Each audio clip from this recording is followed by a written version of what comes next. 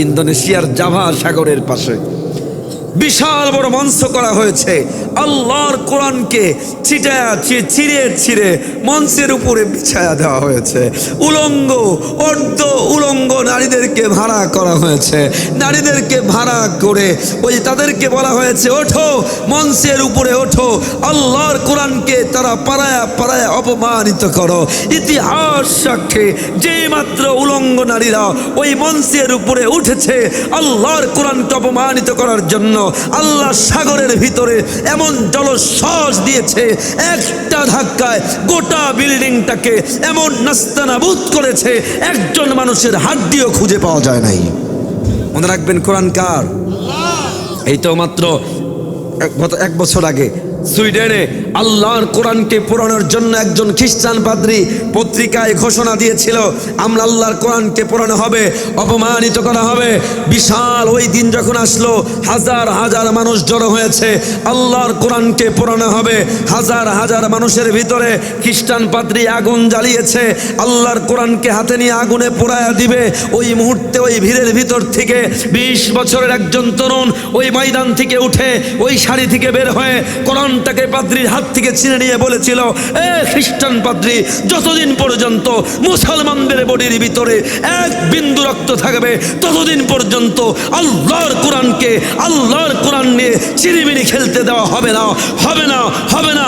এ তেলিগাতির ভাইয়েরা, আল্লাহর কোরআন যদি আঘাত আসে, ইসলামে যদি আঘাত আসে, আমার নবীর শান ও মানে যদি আঘাত আসে, আর আমরা মুসলমান হিসাবে যদি বুকের তাজা রক্ত ঢেলে দিতে হয় ইসলামের জন্য, কোরআনের জন্য জীবন যদি দিতে হয়, রাজি আছেন? দুটো হাত উঁচু করে বলেন না আল্লাহ, জোরে বলেন না আল্লাহ। আমাদেরকে কোরআনের জন্য কবুল করেন, বলেন আমিন, জোরে বলেন আমিন। আমার তেলিগাতির ভাইয়েরা, আমার মা বোনরা, সবাই রে বলি, কোন কোরআন থেকে দূরে সরে আছেন আপনি? ডু ইউ নো, এই যে কোরআনের মাহফিল হয়, আপনাদেরকে খুঁজে পাওয়া যায় না। মেলার ভিতরে সময় কাটান, বিছানায় সময় কাটান। আমি আপনাদেরকে একটু দেখাই কোন কোরআন থেকে দূরে সরে আছেন জানেন? এ ভাই আমারে বলেন তো, আপনারা একটা বছরে কয়টা মাস? আচ্ছা বলেন তো, 12 মাসের মধ্যে শ্রেষ্ঠ মাস কোনটা? কেন? পড়েন আমার সাথে, শাহরু রমাদানাল্লাযী উনজিলা ফীহিল কুরআন। আল্লাহ রাব্বুল আলামিন বর্ণনা করেন রমজান মাস শ্রেষ্ঠ মাস। এই জন্য কারণ হলো রমজানের ভিতরে আমি নাজিল করেছি কি? আচ্ছা বলেন তো, একটা বছরে রাত কয়টা? 365। কয়টি রাত? 365 রাতের ভিতরে বলুন তো সর্বশ্রেষ্ঠ রাত কোনটা? লাইলাতুল কদর। কেন? পড়েন আমার সাথে, ইন্না, মা বোনরাও পড়েন, ইন্না আনজালনাহু ফি লাইলাতিল কদর ওয়া মা আদরাকা মা লাইলাতুল কদর লাইলাতুল কদরি খায়রুম মিন আলফি শাহর। আল্লাহ রাব্বুল আলামিন বলেন, কদরের রাতে আমি কোরআন নাজিল করলাম। এ ভাই, কোরআন নাজিল করার কারণে একটা রাতের দাম আল্লাহ কত বাড়ায়া দিয়েছেন। আল্লাহ তাআলা বলেন, এক রাতের দাম 1000 মাস সমান, প্রায় 83 বছরের থেকেও আমি আল্লাহ দামি বানিয়ে দিয়েছি। এ ভাইরা, পৃথিবীর বহু দেশে আল্লাহ আমাকে নিয়েছেন। আমি ডক্টরেট করেছি মালয়েশিয়াতে, মিজানুর রহমান আজহারি ভাই আর আমি কাছাকাছি সময়ই ডক্টরেট করা। আমি মালয়েশিয়াতে এমফিল করেছি, মালয়েশিয়াতে এমনও চেয়ারে গিয়ে বসছি, এক একটা চেয়ারের দাম 10 লাখ টাকার বেশি। আমার খুলনাই তো, আপনারা মূলত খুলনার মধ্যেই তো, খুলনাই সহজ হবে আমার জন্য। খুলনার ভাইয়েরা, আমার খুলনার বোনেরা, আমার আপনি বলেন তো, যত আপনার বাড়িতেও লক্ষ টাকা দামের কোনো সোফা আলমারি যদি থাকে, চেয়ার যদি থাকে, ওই সোফায়, ওই আলমারিতে ইচ্ছায় অনিচ্ছায় আমাদের পা দিয়ে অনেক সময় লাথি লাগে না লাগে না?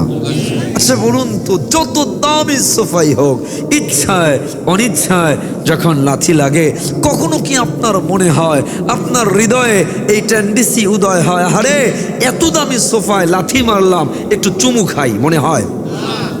কিন্তু কোরআন শরীফটাকে যেই কাঠের উপরে রাখেন, আপনাদের এলাকায় কাঠটারে কি বলেন? রেহাল, তাই তো? রেহাল একটাবার ভেবেছেন? দেখবেন সবচেয়ে কম দামি কাঠ, ফেলে দেওয়া কাঠ, টুকরো টুকরো কাঠ, ওটার কোনো ভ্যালু নাই, ডিজাইন নাই, নকশা নাই, বার্নিশ নাই, কালারও নাই, কোনো মতো করে একটু জোড়া তালি দিয়া আল্লাহর কোরআনের রেহাল বানানো হয়েছে, আল্লাহর কোরআন রাখার জন্য বানানো হয়েছে। এই জন্য ওই কাঠের দাম এত এত বেড়ে যায়, লাথি তো দূরের কথা, হাত থেকে যদি পড়ে যায়, যেই কোনো মুসলমান উঠায়া চোখে মুখে চুমু খায়। কথা বলেন ঠিক কিনা? আচ্ছা, আপনারা যে কাপড় দিয়ে কোরআনটা ঢাকেন, ও কাপড়টারে কি বলে? জুজদান অথবা কাবার, তাই তো? জুজদান বা গেলাফ।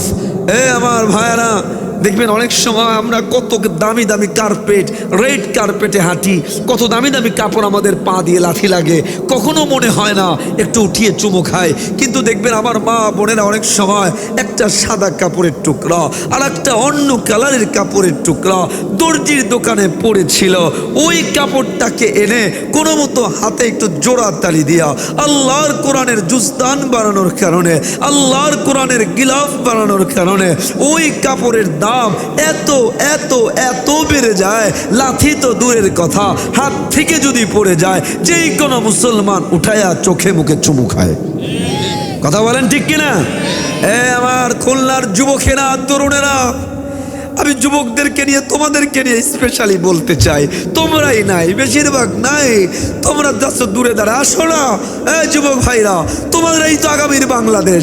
তোমরা যদি কোরআনওয়ালা হও, আগামীর দেশ ঠিক হয়ে যাবে। তোমরা যদি কোরআন বোঝো, তাহলে আগামীর দুর্নীতি বন্ধ হবে, চাঁদাবাজি বন্ধ হবে, রাজধানী বন্ধ হবে, বাংলাদেশ সোনার বাংলায় পরিণত হবে। কথা কয় না ঠিক কিনা বলো? আমার ভাইয়ারা, কোরআন থেকে দূরে থাকেন। ভোরেরা আমারে বলেন, কাঠ যদি কোরআনের সাথে লাগলে এত দামি হয়, কাপড় যদি লাগলে এত দামি হয়, আমি আপনি তো মানুষ, আশরাফুল মাখলুকাত। আপনারা যারা কোরআনের মজমা এখানে বসে আছেন আর যারা নাই, এদের মধ্যে কখনো তারা এক হতে পারে না। আরে কাঠ যদি লাগে এত দামি হয়, কোরআনের মজমায় যারা বসে, কোরআন যারা ভালোবাসে, কোরআন যারা মানে, আল্লাহর নবী বলেন তাদের দাম আল্লাহ আকাশের নিচে, জমিনের উপরে ফেরেশতাদের থেকেও আল্লাহ দামি বানায়া দেয়।